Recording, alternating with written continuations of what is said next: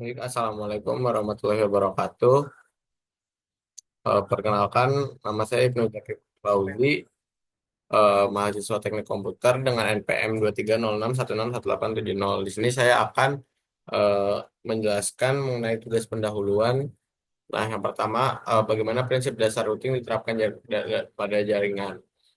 Jadi, di sini routing itu proses menentukan jalur terbaik untuk mengirimkan paket data dari satu jaringan ke jaringan lain yang tidak langsung terhubung. Nah, router ini menggunakan tabel routing sebagai panduan jalur pengiriman data, di mana tabel ini itu dapat diatur secara manual dengan statik atau otomatis dengan dynamic. Nah, contohnya itu misalkan ada perusahaan dengan banyak kantor yang terhubung dengan jaringan WAN, maka protokol dynamic routing seperti OSPF dan EIGRP akan mencari jalur alternatif otomatis saat terjadi gangguan pada jalur.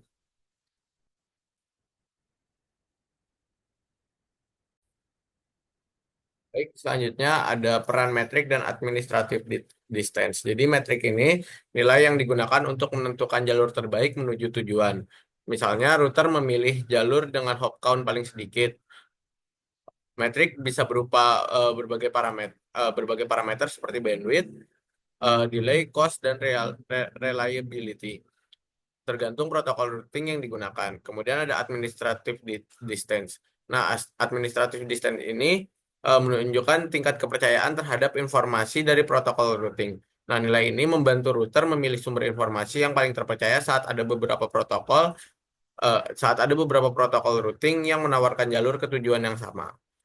Selanjutnya ada perbedaan antara static routing dan dynamic routing.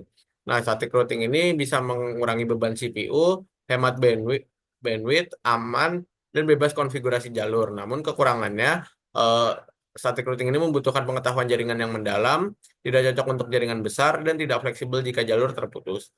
Kemudian ada dynamic routing ini memiliki kelebihan, dia bisa secara otomatis mencari jalur terbaik, terus cocok untuk jaringan besar dan cepat mengatasi kegagalan. Sementara kekurangannya, beban routernya menjadi lebih berat, menggunakan lebih banyak bandwidth, yang memerlukan RAM lebih banyak.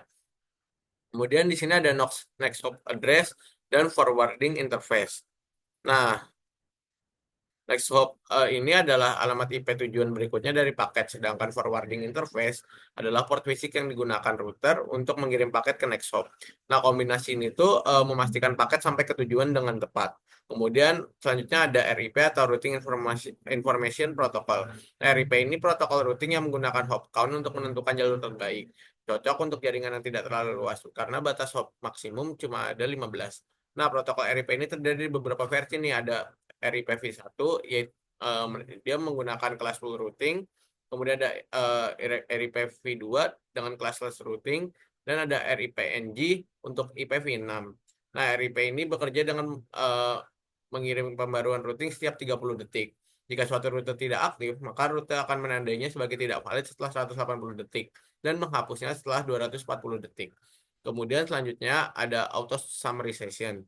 Nah, auto summarization ini memungkinkan RIP merangkum beberapa subnet ke dalam satu entry di table routing.